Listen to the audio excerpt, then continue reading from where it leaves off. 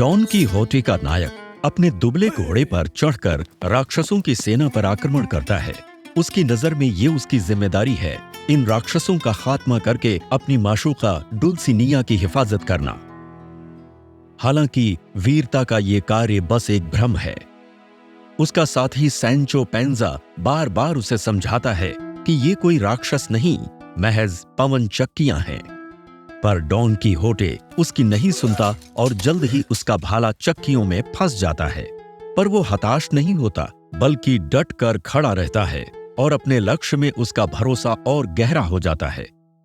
इस किस्से में डॉन कीहोटे की लोकप्रियता की सारी वजहें हैं। ये एलोंसो किहानो की बेतुकी लेकिन भव्य और भावपूर्ण कहानी है, जो ला मांचा का अनाड़ी लेकिन बहादुर डॉन कीहोटे बन जाता है, जिसे दुखियारों के मसीहा के रूप में जाना जाता है। ये नॉवेल मूलतः 2 भागों में प्रकाशित हुई। कहानी डॉन कीहोटे के इर्द गिर्द घूमती है जब वो मध्य और उत्तरी स्पेन से गुजरता है, बुरी शक्तियों से लड़ते हुए।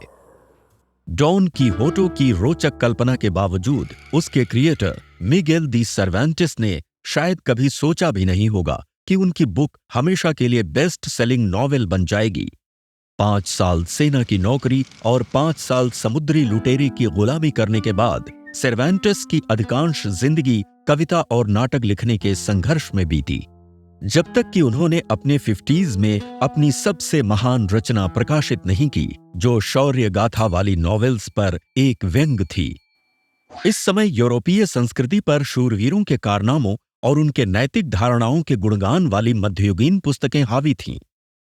सर्वांटिस भी इन किताबों को पढ़ते थे, पर वो हर कहानी में चरित्र विकास की जगह शौर्य गाथा पर ध्यान दिए जाने से ऊब गए थे।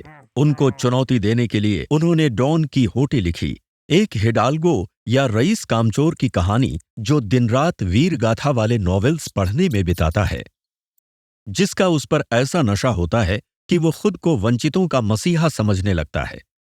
गांव के सभी लोग उसे ये पागलपन छोड़ने के लिए मनाने की कोशिश करते हैं, यहां तक कि उसकी कुछ शौर्य गाथा वाली किताबों को जला भी देते हैं।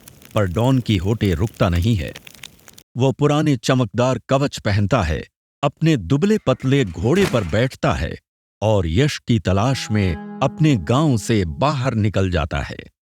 सर्वांटिस की नॉवेल में बहादुर शूरवीरों की दुर्घटनाओं के विवरण एपिसोड्स के रूप में संग्रहित हैं। फिर भी ये शौर्य गाथा और बाकी काल्पनिक कहानियों की किताबों से बिल्कुल अलग है। सर्वांटिस की कहानी नायक के आंतरिक जीवन पर ज्यादा ध्यान देती है।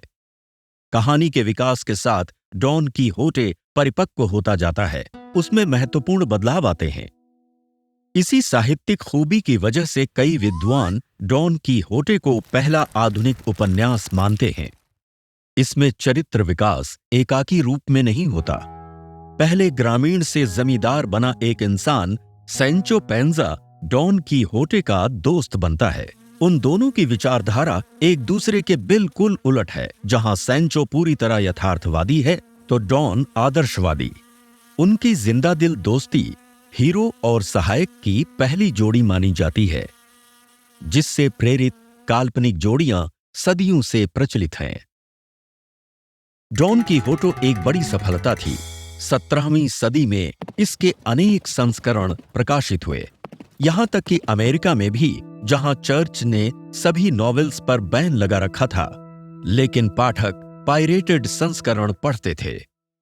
पाठकों को नॉवेल इतनी पसंद आई कि वो आगे की कहानी की मांग करने लगे।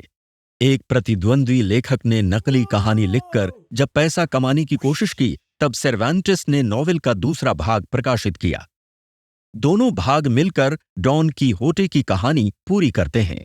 दूसरा भाग वहां से शुरू होता है जहां पहला खत्म हुआ था। अब डॉन कीहोटे और सैंचो लोकनायक बन चुके हैं। सर्वांटिस ने नॉवेल के दूसरे भाग में कैरेक्टर्स को ऐसा रूप दिया जैसा असल जिंदगी में होता है, जिसकी वजह से कैरेक्टर्स में दार्शनिक जटिलता पैदा हुई, क्योंकि उसके बाद शूरवीर और उसके साथी अपनी कहानी के मायने ढूंढने लगे। दुर्भाग्य से सर्वांटिस ने किताब के प्रकाशन के अधिकार बहुत सस्ते में बेच दिए। मरते हुए उनके पास शोहरत के अलावा कुछ भी नहीं था, लेकिन उनके ग्रंथों ने रचनात्मकता की शक्ति और व्यक्तिवाद को प्रेरित किया है। कला, साहित्य पॉपुलर कल्चर, यहाँ तक कि राजनीतिक क्रांतियों को भी। डॉन कीहोटे के मुताबिक हमारी कल्पना बहुत हद तक हमारे कार्यों को तय करती है, हमें परिवर्तन करने में सक्षम बनाती है और वास्तव में हमें मानव बनाती है। क्या आपने कभी सोचा है कि एक किताब कैसे बनती है? अगर ये समझना चाहते हैं कि कैसे कुछ पन्ने और स्याही अपने मूल्य से कहीं बढ़कर बन जाते हैं, तो ये वीडियो देखें।